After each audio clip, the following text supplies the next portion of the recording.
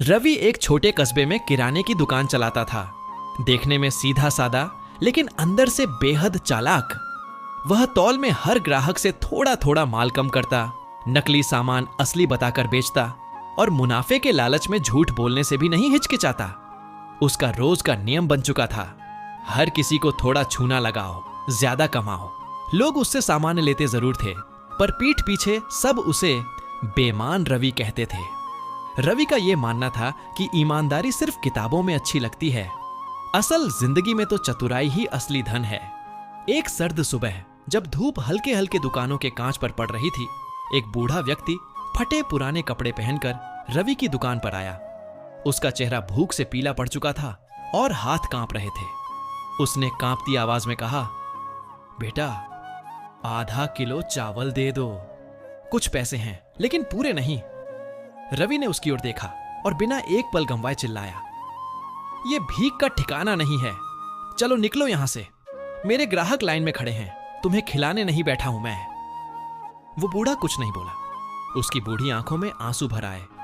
वह धीरे धीरे मुड़ा और बिना कुछ कहे वहां से चला गया। रवि ने हंसते हुए अपने नौकर से कहा, देखा, आजकल भिखारी भी दुकानों में चावल मांगने लग गए हैं।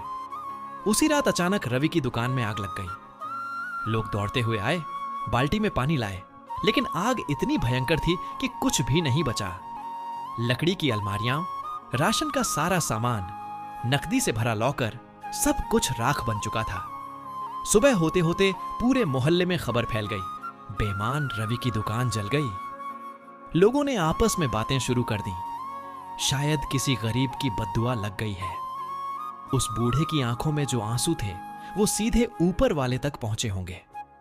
रवि सदमे में बैठा रह गया। उसके पास न कुछ बचा था, न कोई सहारा। कई हफ्तों तक रवि ने न बाहर निकलना चाहा, न किसी से बात की। उसके मन में सिर्फ एक ही चेहरा बार बार उभरता रहा, उस बूढ़े इंसान का। उसकी आंखें, उसका कांपता हाथ, उसका शांत चेहरा, सब रवि की आत्मा को काटने लगा। फिर एक दिन रवि उठा और फैसला किया, अगर मेरी बेईमानी ने मुझे यहां तक गिरा दिया है तो शायद किसी की माफी मुझे उठा सकती है। रवि ने अपने पुराने नौकर से कहा, अगर उस बूढ़े आदमी को कभी देखा हो तो मुझे बताओ। 3 दिन लगे। हर मंदिर, हर धर्मशाला और हर चौक चौराहे को उसने छान मारा। आखिरकार एक मंदिर के पीछे, एक पीपल के पेड़ के नीचे वो बूढ़ा बैठा मिला। उसकी आंखें अब भी उदास थीं, लेकिन चेहरा शांत था।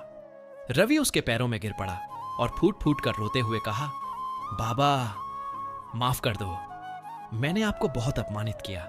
आज सब कुछ चला गया है मेरा, मैं बिखर गया हूं।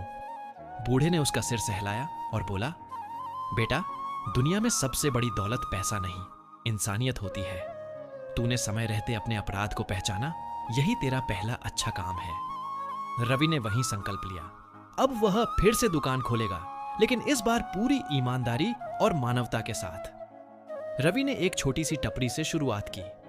पहले दिन सिर्फ 3 ग्राहक आए, मगर उसने एक भी दाना कम नहीं तौला और कोई झूठ नहीं बोला। धीरे धीरे उसकी ईमानदारी की चर्चा पूरे मोहल्ले में फैल गई। लोग कहने लगे, अब रवि बदल गया है, अब वो हमारा भरोसेमंद दुकानदार बन गया है।